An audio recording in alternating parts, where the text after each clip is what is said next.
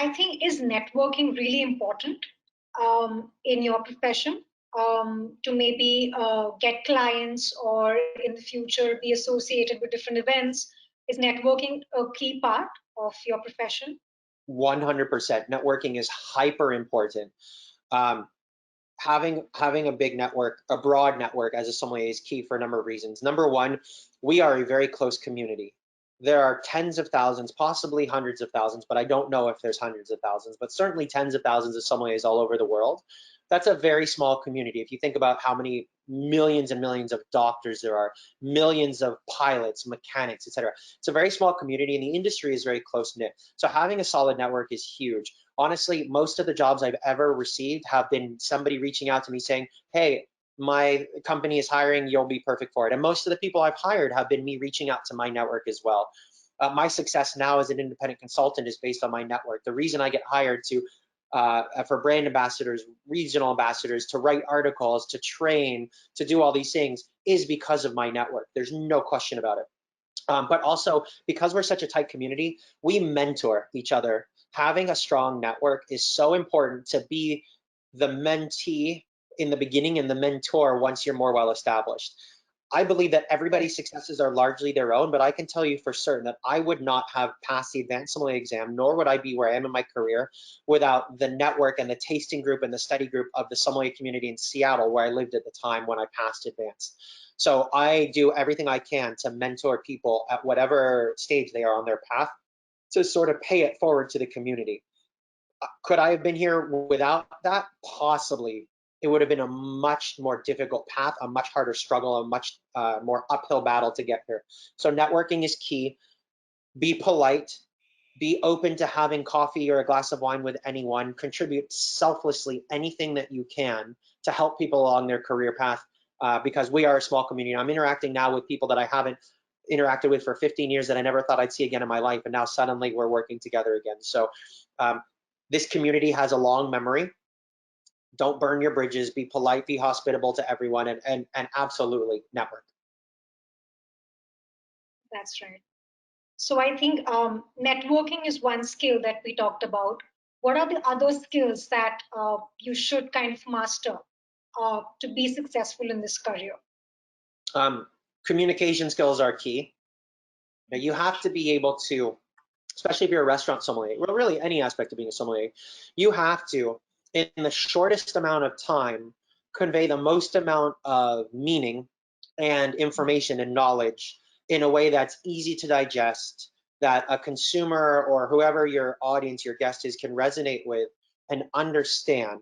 If you're a restaurant sommelier, you don't have time to have a 5-minute conversation. And frankly, most people don't want that. They're not there for you. They're there for their own experience. There are a few people, of course, that do.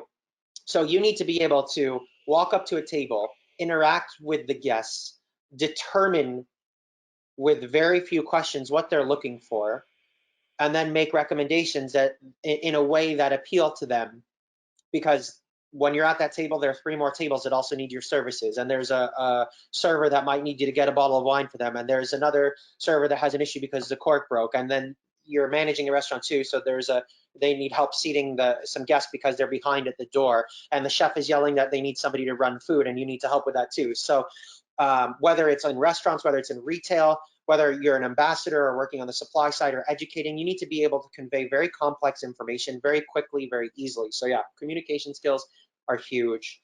And you really need to learn interpersonal skills too, whether it's working with your colleagues in your team, whether it's managing a team of people, learning how to train them effectively, or interacting with your guests or customers. You need to be able to have the skills to make them feel warm, welcome, valued, not to just that you see them as, oh, you're a customer, I'm gonna sell you as much as I can and take as much money from you and then I don't care about you. Because you're also providing a hospitality experience as well.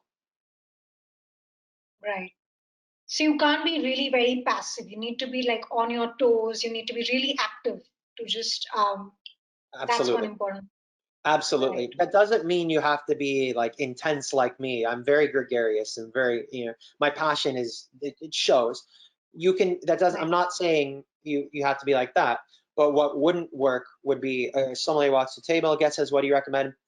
well, I really like this one. I really think you should get it because it's great, right? You've got to give them an experience and you've got to be able to communicate effectively. So for sure. Right. And what are the marketing channels that a sommelier can use to kind of build more brand awareness? So, what would be those channels that you would recommend? So absolutely LinkedIn. I don't consider LinkedIn to be social media. I believe it to be business networking. However, social media is very popular these days. Everybody's building their brand. So definitely Right. social media, but just be careful because anything you put out there, the internet doesn't forget. So anything you put out there, it remembers. But it's when I'm meeting people, when I meet sommeliers, when I'm building my network, we're always exchanging Facebook, Instagram, LinkedIn, Twitter, all of that. And then just remember, when you, anytime you meet somebody, if you're networking, you should never be doing it because of what you get out of it. You should always be doing it as what you can give to them. And because that's my mentality, I can't tell you how many people have helped market me because when I've interacted with them, instead of marketing me, I've been focused on how can I help you. So that is a really great way to market yourself by not saying, look at me, look what I know, look what I can do, look what I've done, by saying, how can I help you achieve what you want to do? People want to repay that, and it's a great marketing tool, especially when you're starting out as a sommelier. It's like, what can I do to help you succeed at what you're doing? Right. So, do you think Instagram and Facebook are, so you would say LinkedIn is more powerful than these two channels? I think to start with, LinkedIn is better, according to I you. mean, they're all important in different ways. When I was becoming a sommelier, there was no such thing as Instagram, and Facebook was still only for a few universities. To date myself, I'm not old, but I'm not young. I only got Instagram properly like 6 years ago, I want to say 5 years ago. I've been on Facebook a lot longer, but they're important. There's no doubt about it. It would be difficult for me to say one is more important than the other. But one of the struggles I see with new sommeliers is they think that the social media version of the world of the sommelier is what it is. They think it's just going on wine trips, drinking, some of the world's best unicorn rare wines. Um, they don't take the time to learn finance and operations and management and interpersonal and communication and networking skills. They just base their wine lists on what they've seen on their friends' tags and posts, and that's the wrong way to use those channels.